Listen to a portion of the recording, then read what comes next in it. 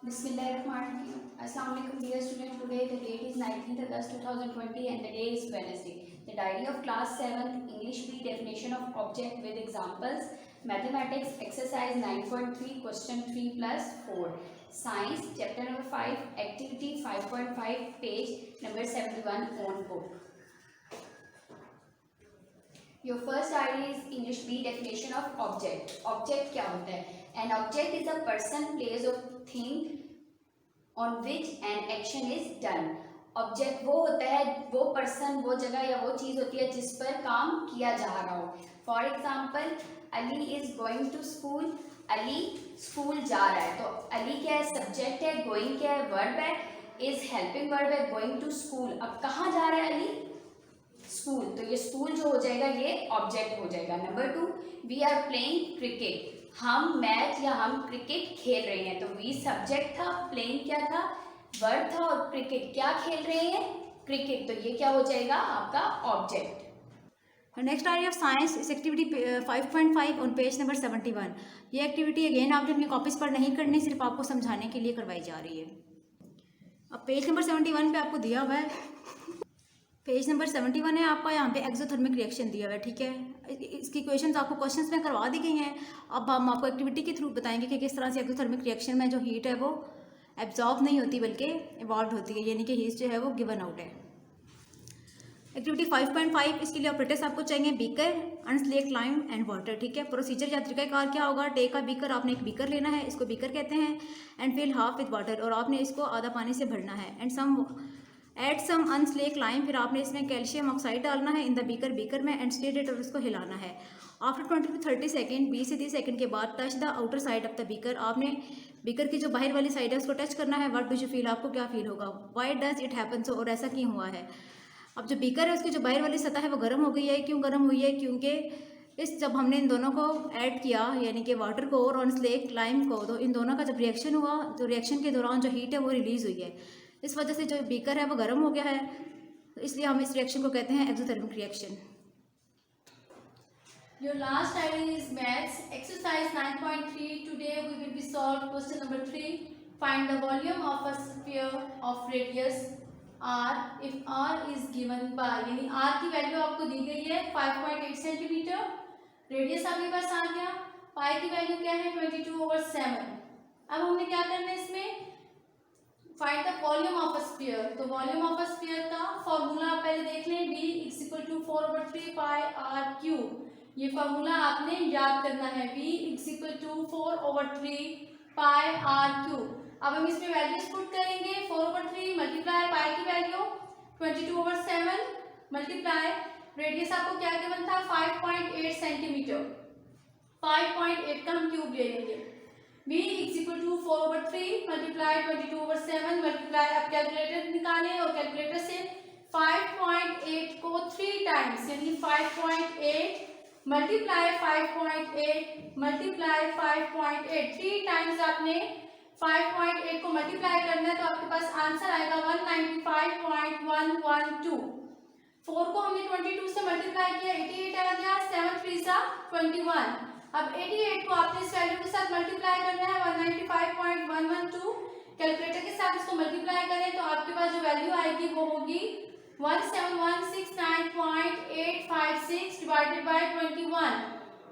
Divided by 21 करें तो आपके पास इसका वॉल्यूम आएगा 817.612 सेंटीमीटर क्यूब. एक क्वेश्चन हम और सॉल्व करते हैं इससे रिलेटेड. 8.7 सेंटीमीटर आपको रेडियस गिवन है. वॉल्यूम ऑफ स्फीयर का आपने फॉर्मूला लिखना है. वैल्यूज को हम देखते हैं. रेडियस आपके पास है 8.7 सेंटीमीटर. फॉर्मूला हमने लिखा, वैल्यूज को पुट करें. 4/3 मल्टीप्लाई 22/7 मल्टीप्लाई रेडियस क्या है आपके पास? 8.7 क्यूब. इसी तरह यहाँ पे ये वैल्यूज आपकी एज इट इज आ जाएंगी. 8.7 को आपने 3 टाइम्स मल्टीप्लाई करना है, तो आपके पास आएगा 658.5. 22 को 4 से मल्टीप्लाई किया, 88. 7 3 21 मल्टीप्लाई 658.5. 88 को इसके साथ मल्टीप्लाई करें कैलकुलेटर के जरिए, आपके पास आएगा 57948/21. 21 के साथ हम इसको डिवाइड करेंगे तो आपके पास वॉल्यूम ऑफ अ स्फीयर आएगा 59.43 centimeter cube. Now your question number 4 is find the radius and volume. अब यहाँ पे radius भी मालूम करना है, volume of each of the following spheres whose surface areas are given below. आपको surface areas दिए गए हैं, आपने इनका radius और volume जो है वो find करना है। तो सबसे पहले हमने क्या करना है, surface area है, तो surface area of a sphere का फॉर्मूला आपको याद होना चाहिए 4 pi r square है, ठीक है। surface area of a sphere is equal to 4 pi r square। Question आपको गिवन है होल फ्रैक्शन में 201 1/7 है आपके पास, हम इसको सिंपलीफाई करेंगे, सिंपल फ्रैक्शन में कन्वर्ट करेंगे। 201 को हमने 7 से मल्टीप्लाई किया और 1 को प्लस किया, तो आपके पास आ जाएगा 1408/7 centimetre square. Volume of sphere का फॉर्मूला पुट करेंगे और वैल्यूज को इस पे पुट करें आप। स्फीयर का हमें एरिया जो है वो दिया गया है 1408/7 is equal to 4 multiply pi की वैल्यू 22/7। रेडियस हमने फाइंड करना है यहाँ पर, ये वैल्यू आपकी एज इट इज आ जाएगी। हम 22 को 4 से मल्टीप्लाई करते हैं तो 88/7 r स्क्वायर आपके पास आ गया। मैंने आपको बताया है कि अगर फ्रैक्शन है आपके पास और वो मल्टीप्लाई हो रही है किसी चीज के साथ, तो दूसरी तरफ जब हम उसको लेकर आएंगे तो वो रेसिप्रोकल होकर मल्टीप्लाई होगी। तो आपके पास 88/7 है, जब वो इक्वल की इस तरफ आएगा तो आपके पास वो 7/88 हो जाएगा और ये 1408/7 के साथ मल्टीप्लाई हो गया। 7 को हमने 7 से कैंसिल कर दिया, r square is equal to 1408/88। Divide करें आप इस वैल्यू को 88 के साथ तो आपका आंसर आएगा 16। रेडियस का हम लोगों ने स्क्वायर जो है वो रिमूव करना है, इसके लिए आपको अंडर रूट लेना होगा बोथ साइड्स पे। रेडियस का स्क्वायर अंडर रूट से कैंसिल हो जाएगा और 16 का जो अंडर रूट है वो होता है 4 4 से 16 होता है, 4 सेंटीमीटर आपके पास रेडियस आ गया। हमने इसका एक पॉइंट सॉल्व कर लिया, अब हमने इसका वॉल्यूम भी निकालना है। तो वॉल्यूम का क्या फार्मूला है, यानी इसमें आपके दोनों फार्मूलाज अप्लाई हुए हैं।